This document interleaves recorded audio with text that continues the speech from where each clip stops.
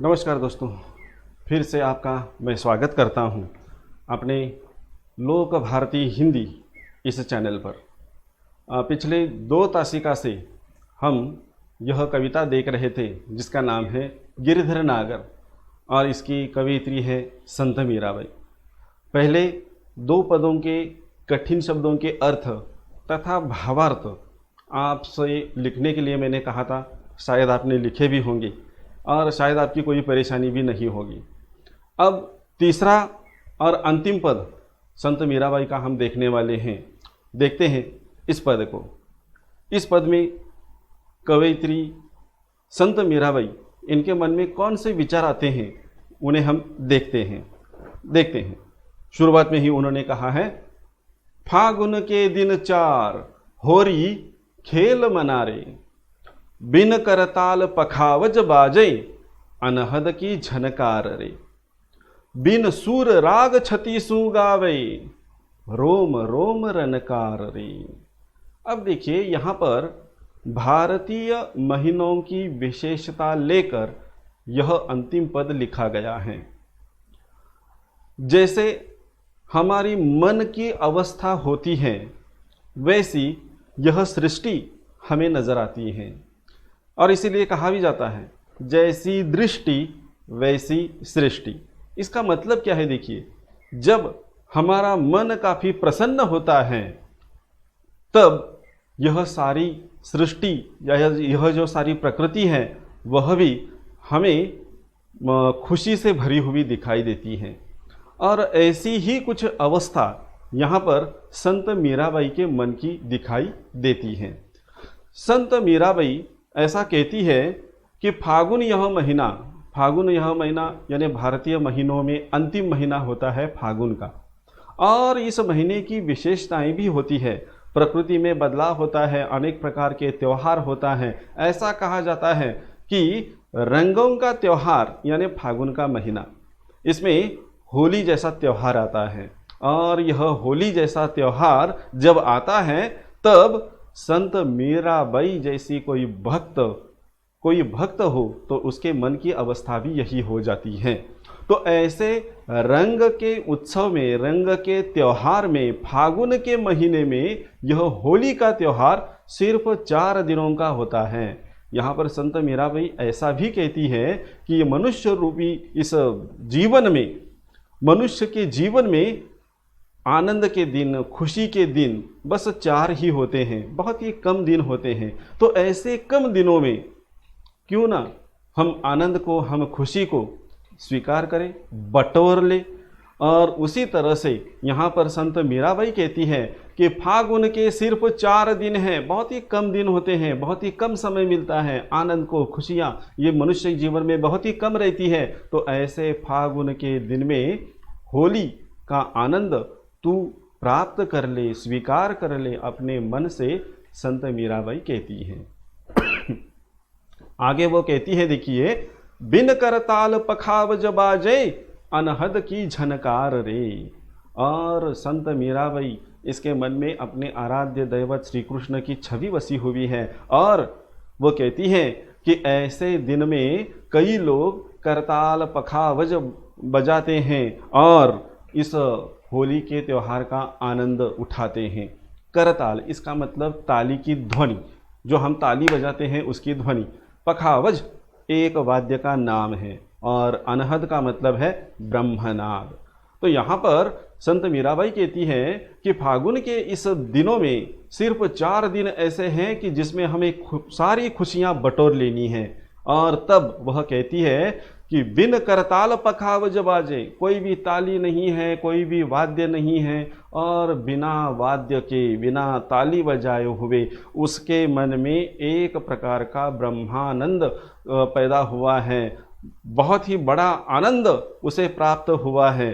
कैसे? बिन सुर राग छतीसु गावे।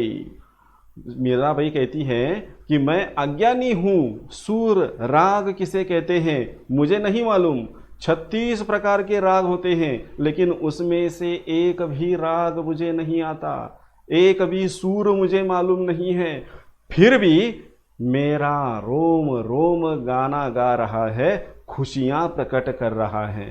कोई भी ध्वनि नहीं है, कोई आवाज़ नहीं है, बस अपने मन में एक प्रकार का ब्रह्मानंद प्राप्त करते हुए वह कहती है, फागुन के इस दिनों में, इन 4 दिनों में मुझे कोई किसी प्रकार का सूर मालूम नहीं है, कोई राग मालूम नहीं है, फिर भी मेरा मन गा रहा है।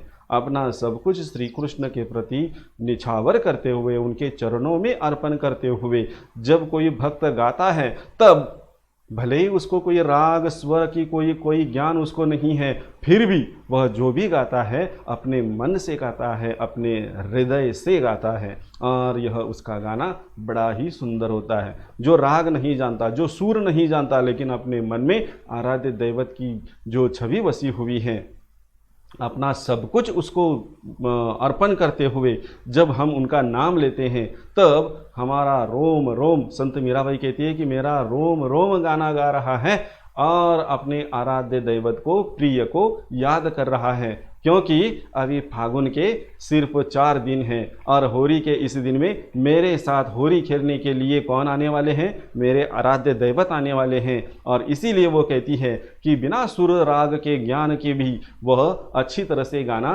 गा रही है। और आगे वह कहती है, देखिए, सील संतोख की केसर घोली, प्रेम प्रीत पिचकार रे, उड़त गुलाल लाल भयो अंबर, बरसत रंग अपार रे। अब यहाँ पर संत मीराबाई कहती है कि वो कहती है कि मैंने अपनी प्रेम रूपी पिचकारी तैयार की है। अब पिचकारियों में रंग भरा जाता है और यह रंग दूसरे व्यक्तियों पर उंडेल दिया जाता है। तो उसी तरह से संत मीराबाई कहती हैं, मैंने भी अपनी प्रेम रूपी पिचकारी भर ली है, लेकिन रंग से नहीं, बल्कि सील संतोख। सील इसका मतलब शील और संतोख इसका मतलब संतोष, आनंद। तो संत मीराबाई कहती है, मैंने भी अपनी पिचकारी भर ली है, लेकिन इस पिचकारी में रंग कौन सा भरा है? तो शील और संतोष, अपना आनंद, खुशी, इसमें केसर घोल कर यह मैंने प्रेम रूपी पिचकारी तैयार की है। और यह पिचकारी मैं अपने आराध्य दैवत श्री कृष्ण पर उंडेल दूंगी, उनको रंग से भर दूंगी, ऐसी बात वह अपने मन में कहती हैं। और वह देखती है कि चारों तरफ का माहौल जो है वह काफ़ी बड़ी खुशी का हो रहा है। सारे लोग अपने हाथ में गुलाल लेकर उंडेल रहे हैं, और इससे जो नीले रंग का अंबर है, जो नीला रंग का आसमान होता है, उसमें भी यह गुलाल इतना उड़ गया है कि जिसके कारण यह अंबर, यह आसमान जो नीले रंग का होता है वह भी लाल गुलाल जैसा लाल रंग का हो गया है। और सभी तरफ से, चारों तरफ से रंग बरस रहे हैं। यह जो अंबर है, यह जो आसमान है, कई रंगों से भर दिया गया है। और ऐसा काफ़ी सुंदर माहौल, सुंदर वातावरण यहाँ पर पैदा हो गया है। और ऐसे वातावरण में यह जो संत मीराबाई हैं, अपने मन की अवस्था यहाँ पर वह प्रकट कर रही हैं। आगे वह क्या कहती है, देखिए, घट के पट सब खोल दिए हैं, लोक लाज सब डार रे, मीरा के प्रभु गिरिधर नागर, चरण कबल बरिहार रे। अब इस पद में देखिए, घट, घट इस शब्द का अर्थ लेना है हृदय, और पट इसका अर्थ है द्वार। इसके अलावा कमल शब्द आया है, इसका अर्थ है कमल, और बलिहारना इसका मतलब है निछावर करना, यहाँ पर दिया हुआ है। अब देखिए, ये संत मीराबाई, चारों तरफ गुलाल भर गया है, यह जो अंबर है, आसमान है, वह नीले रंग का लेकिन लाल रंग का वह दिखाई दे रहा है। चारों तरफ लोग खुशियां मना रहे हैं और इस होली का आनंद लूट रहे हैं। और यह मीराबाई भी अपने मन से कहती है कि हे मन, कि तू भी क्या कर, सिर्फ 4 दिन होते हैं होली, इस होली यानी खुशियाँ प्राप्त करने का यही मौका है, इसलिए तू भी अपने इस मनुष्य रूपी जीवन में क्या कर, इन खुशियों को प्राप्त कर ले। और वह भी गाना गाने लगती हैं अपने मन में। तो वो कहती है कि मेरी आवाज़ ठीक नहीं है, मैं 36 प्रकार के राग नहीं जानती, तो फिर कैसे गाऊं? लेकिन फिर भी उसका रोम रोम गा रहा है, क्योंकि उनके मन में श्री कृष्ण के प्रति प्रेम की भावना, अपने आराध्य दैवत के प्रति समर्पित होने की भावना पैदा हुई है। और इसीलिए वो आगे कहती है, अपने हृदय के द्वार मैंने सब खोल दिए हैं। और ये भी कैसे? लोक लाज सब डार रे। जो लोक लज्जा होती है उसे वह त्याग कर इस हृदय के द्वार को उसने खोल दिया है। ऐसा क्यों कहती है वह? क्योंकि अपने इस हृदय में अपने भगवान, अपने आराध्य दैवत श्री कृष्ण को वह प्रवेश देना चाहती है। और इसीलिए कहती है कि मैंने अपनी सब लोक लाज सब त्याग कर अपने हृदय के दरवाजे को खोल दिया है। मेरे श्री कृष्ण यहाँ पर आएंगे और मैं इनका स्वागत करूँगी। और वह बाद में कहती है, मीरा के प्रभु गिरिधर नागर चरण कवल बरिहार रे। संत मीराबाई कहती है कि मेरे तो वही प्रभु हैं। कौन से प्रभु? जो गिरी यानी पर्वत को धारण करने वाले हैं, वही रसिक मेरे प्रभु हैं। और ऐसे प्रभु के चरणों पर, बड़े कमल जैसे कोमल चरणों पर मैं अपना सब कुछ निछावर कर देती हूँ। अपना जो भी है, अपना सर्वस्व, अपना तन मन धन, वह सब कुछ श्री कृष्ण के प्रति, श्री कृष्ण के चरणों में वह अर्पण करती हैं। और इस तरह से जो बाहर की दुनिया, जो मन की अवस्था होती है, वैसे ही दृष्टि सृष्टि नजर आती है। और वही बात यहाँ पर हुई है। अपने मन में यह संत मीराबाई बहुत खुश थी और इसी खुशी के मारे जब यह होली का त्यौहार आया तो इस होली के त्यौहार का वह स्वागत करती है। और इस होली के त्यौहार में भी अपने प्रियतम को, अपने श्री कृष्ण को, अपने आराध्य दैवत को वह कभी नहीं भूलती और अपना सब कुछ जो है वह उनके चरणों में वह समर्पित कर देती हैं। ऐसी ये संत मीराबाई। अब देखिए यहाँ पर ये जो तीसरा पद था, यह तीसरा पद भी यहाँ पर खत्म हुआ।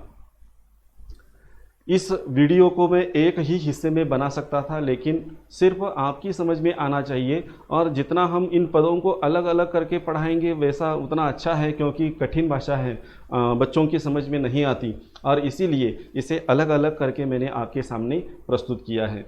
यहाँ पर यह कविता खत्म होती है। तीसरे पद में आए हुए कठिन शब्दों के अर्थ भी लिख लीजिए। उनका भावार्थ, इस पद का भावार्थ अपने शब्दों में लिखने का प्रयत्न कीजिए। जब आप ऐसा करोगे तभी यह कविता आपकी समझ में आ जाएगी। कठिन शब्दों के अर्थ लिखते समय कई बार छात्र क्या करते हैं, अपने कॉपी में लिखते हैं। तो कॉपी में तो लिखिए, लेकिन जो पुस्तक है, पुस्तक में भी वहीं पर आप ये कठिन शब्दों के अर्थ लिखिए। जो मैंने शब्द कठिन शब्दों के अर्थ दिए हैं, इसके अलावा अगर आपके कोई कठिन शब्द हैं तो उनके अर्थ भी वहाँ पर लिख लीजिए। क्योंकि जैसे ही हम कविता पढ़ते हैं तो यह कठिन शब्दों के अर्थ अगर नहीं है तो शायद यह बात हमारी समझ में नहीं आती। और इसीलिए अगर हम अपनी पुस्तक में ही यह कठिन शब्दों के अर्थ वहीं पर लिख लेंगे तो कविता पढ़ते पढ़ते कठिन शब्दों के अर्थ भी मालूम होंगे। और यह कविता, जो इतनी सुंदर कविता, इतने सुंदर पद यहाँ पर लिखे हुए हैं, इसका भावार्थ भी हमारी समझ में आ जाएगा। तो दोस्तों यहाँ पर हम रुक जाते हैं। छठी कविता गिरिधर नागर, इसमें आए हुए कठिन शब्दों के अर्थ और भावार्थ आपके सामने प्रस्तुत किए हैं। तो फिर से मिलते हैं एक नए वीडियो में एक नए पाठ को लेकर। तब तक धन्यवाद।